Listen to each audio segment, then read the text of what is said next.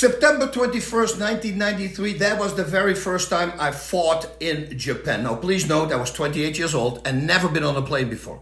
So the first time in an 11-hour flight, yeah, that was weird. Now, I remember arriving in Japan, super tired because I couldn't sleep on the plane, something that I still, till this day, still have. Then a 2-hour drive from Narita Airport to Tokyo, and it was still early in the morning, around like 10 a.m. or so.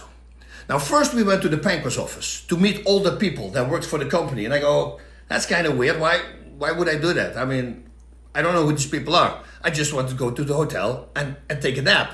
So finally, when it was noon or something, I told them, listen, man, I want to go and check into my hotel. Now, what I didn't know was that Pancrase was a new organization and they didn't have a lot of money yet. So they were cutting corners, meaning I didn't have an early check-in. But they didn't tell me that. Okay. So now we're driving to Tokyo, and this driver, Oitate-san, that was his name, he was just driving circles. Now, I might be a fighter and very tired, but I'm not a freaking idiot, okay? So at one moment, he was acting like he was standing in line with a bunch of cars, but then I saw they were parked cars. So now I'm getting agitated. So I told him to drive. So again, he started driving, and again, I started realizing suddenly that, wait a minute, this is the third time we passed the same building. So now I knew for sure he was jerking me around. So from the back of the van, I remember, I've been awake for 24 hours now, right? I grabbed the driver by the neck, and I told him to stop the effing car. Yeah, I was still using a lot of profanity at the time, and boy, everything came out. So he stopped in the middle of the street, and now there was a little bump in between the seats with a piece of carpet on it. And don't ask me why, it was separating the chairs. Somehow I felt the need to headbutt that, and immediately it felt like I had a screw or something in my head, and I started bleeding. So I'm looking at my manager, and I go, dude, can I fight? He goes, yeah, it's just a tiny cut. Okay, so I open the sliding door of the van, and I stand in the middle of the street like a crazy foreigner, crazy gaijin, screaming as hard as I could. Everything came out. Then I opened the door from the driver.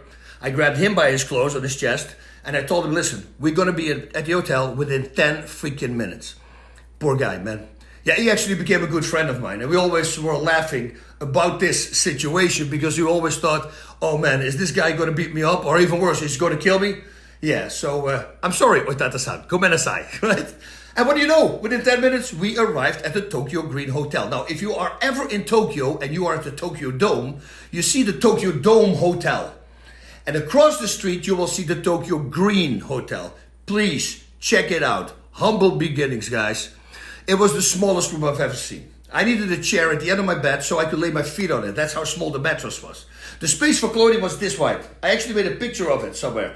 3 hangers. That was about it. The shower is like in a cheap RV. Not a regular RV. No, a cheap RV. Then again, after my mixed martial arts career, I did some pro wrestling for New Japan, and then we were staying at the Tokyo Dome Hotel. I have a video somewhere where I filmed the Tokyo Green Hotel, and I say, this was the very first hotel. And then I pan over the Tokyo Dome Hotel, and I go all the way, it's gigantic, and I say, and this is where I'm staying right now. I guess I did something right. You see, and that's what I love. I love that you have to work yourself up. Hard work does pay off. And then when the payoff comes, it's of course much better because you know what you had to go through in order to get there. Now, as long as you didn't do it while stepping on other people's feet or stepping on their heads to go wherever you wanted to go, you can be proud of yourself. Otherwise, you're a douchebag. Yes, that's what I call that. And unfortunately, there are a bunch of those.